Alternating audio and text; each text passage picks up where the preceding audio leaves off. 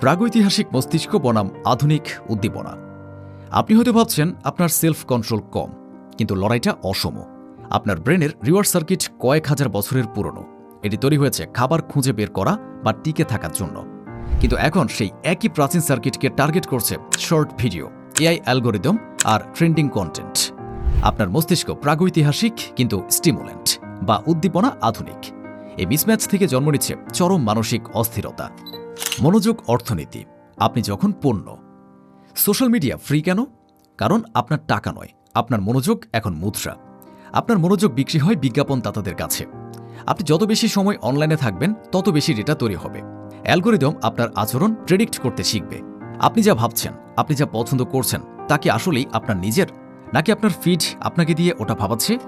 এটি অনেকটা movie ইনসেপশনের idea plant করার মতো। তারা আপনার অবচেতনে বিজ্ঞাপন আর তথ্য ঢুকিয়ে দিচ্ছে।